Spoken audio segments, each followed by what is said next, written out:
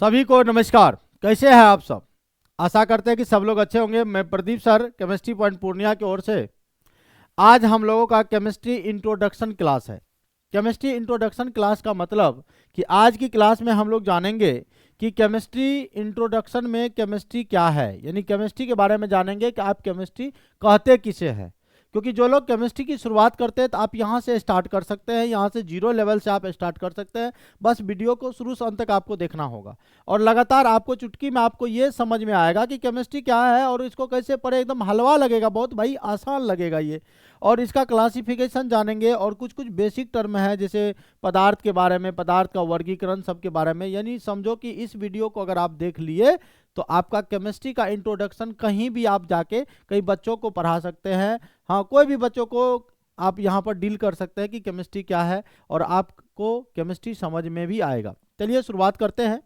हम लोग शुरुआत करते हैं कि जब हम लोग साइंस की बात करते हैं, ध्यान दीजिएगा, जब हम लोग साइंस की बात करते हैं, साइंस का माने क्या होता है भाई साहब? विज्ञान। साइंस माने क्या होता है मेरे भाई लोग? विज्ञान।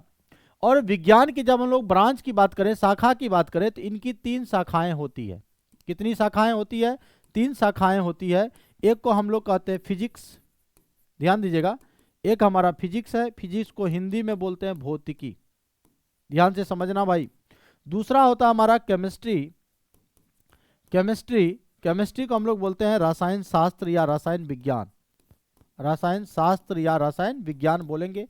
और एक होता है क्या? बायोलॉजी। बायोलॉजी, बायोलॉजी का नाम सुनते ही एकदम देखिए सबका चेहरा एकदम खिलखिला गए है। जीव विज्ञान। अगर आपसे कोई पूछेगा कि भाई फिजिक्स क्या है, तो आप क्या बोलेंगे? विज्ञान का एक शाखा है, यानी साइंस का एक ब्रांच है। अगर केमिस्ट्री के बारे में पूछेगा तो ये भी बोलेंगे it is the branch of science, यानी ये विज्ञान की एक शाखा है। बायोलॉजी भी क्या है? हमारा विज्ञान की एक शाखा, यानी विज्ञान से ही आया है। तो पहला डिफिनेशन तो ये होगा कि विज्ञान की एक शाखा है। अब आइए थोड़ा सा एक इंट्रोडक्शन ले लेते हैं कि फिजिक्स में हम लोग क्या करते हैं। तो फिजिक्स में हम लोग पढ़ते हैं प्राकृतिक घटनाओं, ध्यान दीजिएगा, प्राकृतिक घटनाओं एवं नियमों का अध्ययन करते हैं। ये प्राकृतिक घटनाओं एवं नियमों का अध्ययन करते हैं, किसमें? फिजिक्स में। तो अब इसी को पूरा अगर लैंग्वेज बनाना चाहेंगे फिजिक्स क्या है, तो बोलेंगे विज्ञान की एक शाखा है जिसमें हम लोग प्राकृतिक घटनाओं एवं नियमों का अध्ययन करते हैं, उसको फिजिक्स कहते हैं। यानी प्रकृति में होने वाले घटनाएं और प्राकृतिक घटनाओं के संदर्भ में जो नियम दिए गए हैं उन्हीं को हम लोग कहते हैं फिजिक्स कहते हैं, भौतिकी कहते हैं। अगर कोई आपसे कहेगा जीव विज्ञान किसे कहते हैं, कहेगा सर जी आप तो केमिस्ट्री के ना टीचर है, तो आप केमिस्ट्री बताइए ना। जी वो भी बता रहा हूँ, बस आ रहा हूँ। जीव विज्ञान के बारे में बोला जाएगा तो वो भी विज्ञान की एक क्या है? शाखा है, विज्ञान का एक ब्रांच है, it is the branch of science. लेकिन इसमें क्या पढ़ते हैं? सजीव के बारे में, सीधा से याद रखो, सजीव का अध्ययन। सजीव का अध्ययन यानी विज्ञान की वह शाखा जिसमें हम लोग सजीवों का अध्ययन करते हैं, उसी को बायोलॉजी यानी जीव विज्ञान कहते हैं। यहां तक तो क्लियर हो गया। अब आइए परमाणु और अणु का अध्ययन करते हैं हम लोग, किसमें? केमिस्ट्री में। किसका अध्ययन करते हैं भैया? परमाणु और अणु का अध्ययन। परमाणु और अणु का अध्ययन कहाँ करते हैं? तो परमाणु और अणु का अध्ययन किसमें करते हैं? केमिस्ट्री में करते हैं। यानी विज्ञान की यानी साइंस का वह ब्रांच जिसमें हम लोग एटम्स और मॉलिक्यूल का स्टडी करते हैं। वो कह रहा आइटम, आइटम नहीं एटम, एटम और मॉलिक्यूल्स का जो स्टडी होगा वही हमारा केमिस्ट्री है। तो हम लोग को यहाँ ऑब्वियसली पता है कि केमिस्ट्री पढ़ना है और केमिस्ट्री के बारे में हम लोग को समझना है। तो शुरुआत किया जाए केमिस्ट्री से। आप लोग भी हेडिंग बनाना चाहेंगे तो बना लीजिए केमिस्ट्री। हिंदी में क्या बोलेंगे इसको?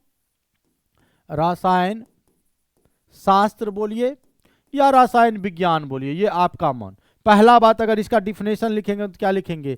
विज्ञान की वह शाखा, ध्यान दो भैया, विज्ञान की वह शाखा जिसमें हम लोग, ध्यान दीजिएगा, विज्ञान की वह शाखा जिसमें, दोनों लैंग्वेज में पढ़ाएंगे, जिसमें हम लोग, ठीक है, परमाणु और अणु का अध्ययन करते हैं। परमाणु और अणु का, परमाणु और अणु का अध्ययन करते हैं। एकदम देखिएगा, शुरू से अंत तक लगे रहिएगा, अध्ययन करते हैं, है ना। रसायन शास्त्र कहलाता है, रसायन शास्त्र कहलाता है है ना, बहुत आसान डिफिनेशन है, परमाणु और अणु का अध्ययन, डेट मीन्स केमिस्ट्री। अगर इसी को इंग्लिश में लिखेंगे तो लिखेंगे it is the branch of science. किसका ब्रांच है भाई? साइंस का। It is the branch of science in which we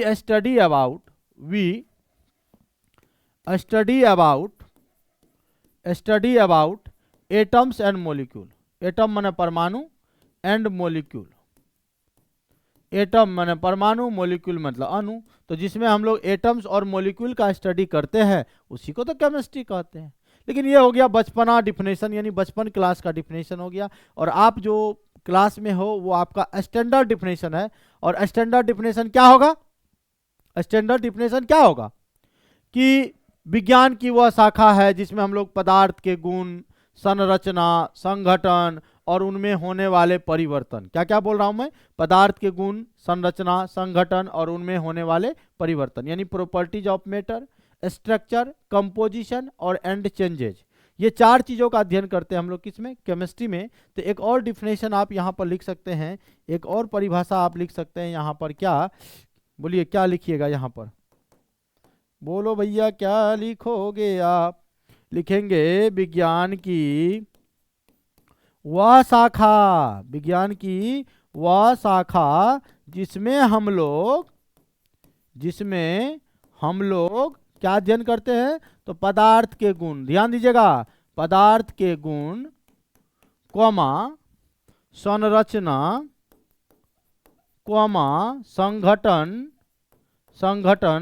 तथा उनमें होने वाले परिवर्तन, उनमें होने वाले परिवर्तन। आप लोग भी साथ साथ लिखते चले जाइएगा। होने वाले परिवर्तन का अध्ययन करते हैं, परिवर्तन का अध्ययन करते हैं। हो गया डिफिनेशन तैयार। अब इसी को इंग्लिश में लिखेंगे तो लिखेंगे द ब्रांच ऑफ साइंस, ध्यान दीजिएगा, the branch of science in which we study about properties of matter,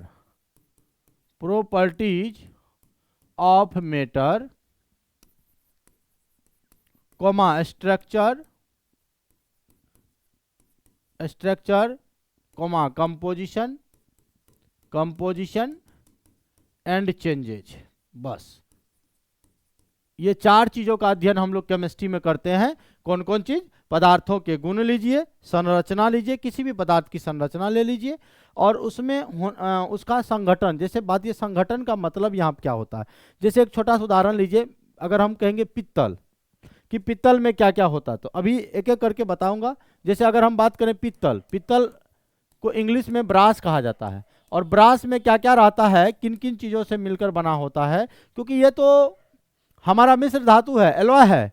तो इसमें याद रखिएगा पिताजी, क्या याद रखिएगा? पिताजी। देखो भैया, पी माने हो गया पित्तल, पी माने हो गया पित्तल, ता मतलब हो गया तांबा, और जी मतलब हो गया जिंक। यानी हम कह सकते हैं तांबा और जिंक के मिश्रण को ही पित्तल कहते हैं। इसमें ये मिश्रण है, क्या है? ये मिश्रण है। तो ये कंपोजिशन के अंतर्गत आएगा। कोई मेडिसिन लेते हो तो उसमें क्या कहते हैं? कंपोजिशन। यानी केमिस्ट्री को हम लोग कह सकते हैं कंपोजिशन ऑफ साइंस। साइंस का एक कंपोजिशन होता है केमिस्ट्री। समझ में आई बात? अब आइए कि ये तो हम लोग जान गए, तो अब जानते हैं कि इसकी उत्पत्ति कहां से हुई। उत्पत्ति जो हुई है ग्रीक शब्द से हुई है। केमिस्ट्री की उत्पत्ति कहां से हुई भैया? ग्रीक शब्द से हुई है। वो ग्रीक शब्द कौन है भैया? कीमिया। याद रखिए, कीमिया से हुई है। पूछेगा केमिस्ट्री शब्द की उत्पत्ति किससे हुई? कीमिया से हुई है। और इसके जनक आपसे कोई पूछ सकते हैं, जनक इंग्लिश में बोलते हैं फादर। तो इसके अगर फादर की बात करेंगे, फादर है लेवोइजियर। क्या बोलिएगा? लेवोइजियर। कभी कभी इसको लेवाइसिए भी पढ़ते हैं। लेवोइजियर आपके रसायन विज्ञान के जनक हैं। उसके बाद अगर केमिस्ट्री की ब्रांच की बात करें तो केमिस्ट्री का भी, जैसे साइंस का 3 ब्रांच हुआ, तो केमिस्ट्री का भी 3 ब्रांच होता है। एक हमारा होता है फिजिकल केमिस्ट्री, भौतिक रसायन। एक होता है इनऑर्गेनिक केमिस्ट्री, अकार्बनिक रसायन, और एक होता है ऑर्गेनिक केमिस्ट्री। यानी केमिस्ट्री के भी 3 ब्रांच हैं, फिजिकल है, इनऑर्गेनिक है, ऑर्गेनिक है। भौतिक रसायन है, अकार्बनिक रसायन है और कार्बनिक रसायन है। ठीक है। अब यहाँ सबसे पहली बात आता है, हम लोग पदार्थ के बारे में बात करते हैं, क्योंकि डिफिनेशन में हम लोग का पदार्थ आया। पदार्थ को इंग्लिश में कहते हैं मेटर। मेटर माने क्या बोलिएगा? पदार्थ। पदार्थ माने मेटर। ये जो हमारा पदार्थ है, दुनिया का कोई भी चीज जो स्थान छेके, जिसमें भार हो, जो रुकावट डालता है, जिनको हम लोग अनुभव करते हैं, महसूस करते हैं, उसी को क्या बोलते हैं? पदार्थ। तो बोलेंगे वैसा वस्तु जो स्थान छेके कोमा, जिसमें भार हो, जिसमें क्या हो भैया? भार हो, जो रुकावट डाले तथा जिन्हें हम अनुभव कर सके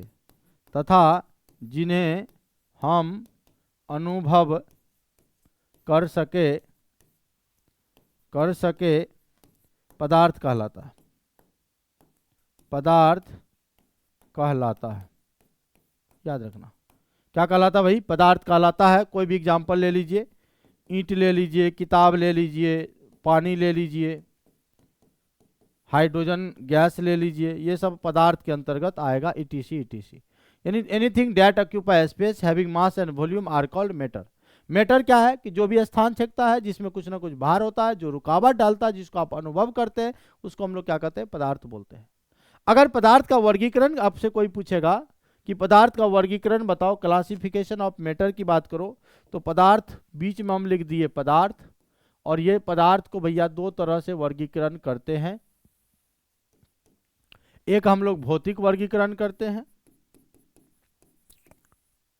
भौतिक वर्गीकरण यानी फिजिकल क्लासिफिकेशन होगा, और एक हमारा रासायनिक वर्गीकरण होगा, केमिकल क्लासिफिकेशन होगा। फिजिकल क्लासिफिकेशन में हम कह सकते हैं कि 5 प्रकार का होता है, 3, 4 और ये 5। पहला होता है ठोस को तो आप लोग जानते हैं, सॉलिड।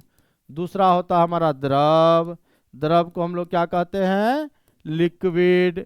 तीसरा होता है क्या? गैस, जिसको हम लोग गैस बोलते हैं। और चौथा होता है प्लाज्मा। बोलिए चौथा क्या बोलेंगे? प्लाज्मा।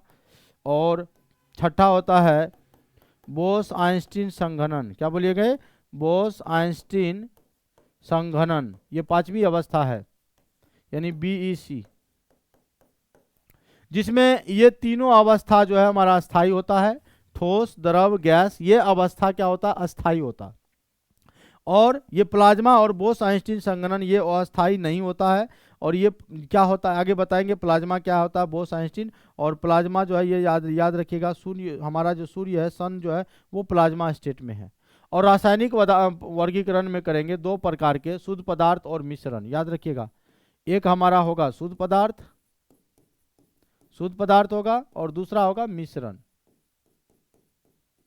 शुद्ध पदार्थ में 2 प्रकार होता है, एक होता है हमारा तत्व यानी एलिमेंट, एक होता है यौगिक यानी कंपाउंड। इंग्लिश भी बोलते जा रहे हैं कि तत्व में 3 प्रकार होता है, धातु यानी मेटल, अधातु यानी नॉन मेटल, और एक होता है उपधातु यानी मेटल वाइट। यानी तत्व जो है, अभी तत्वों जो है जो अकेला रहता है उसको आप तत्व कहते हैं। और तत्वों के लिए सजाया गया है, आवर्त सारणी बनाया गया है, वहाँ 118 एलिमेंट आपको मिलेगा।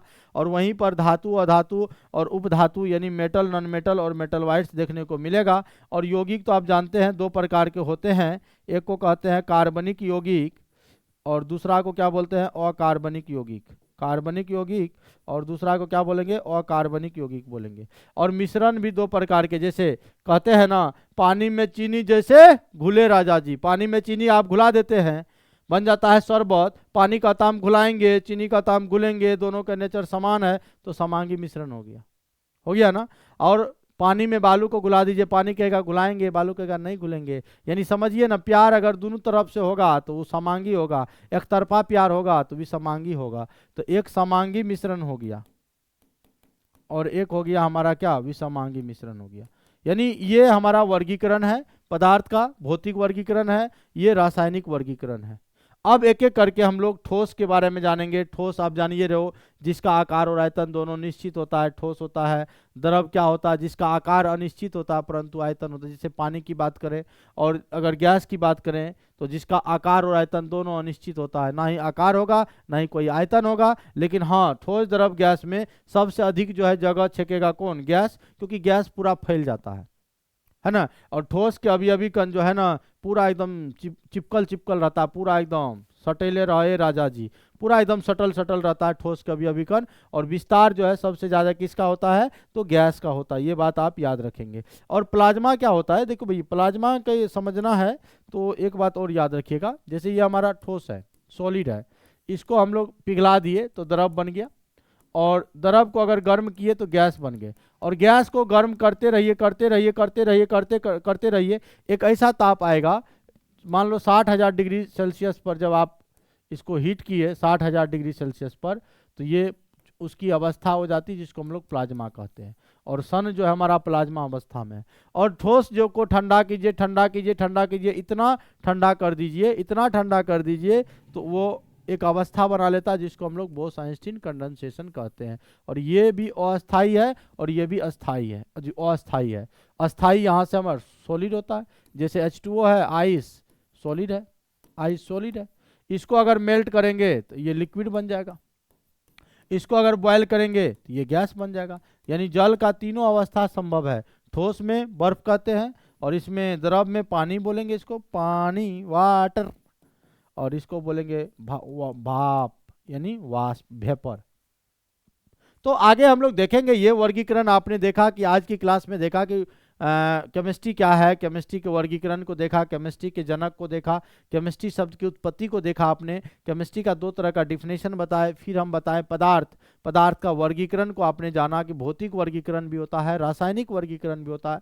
फिर हम अगले वीडियो में मिलते हैं। चलिए आज के लिए इतना ही रहने देते हैं। बहुत बहुत धन्यवाद।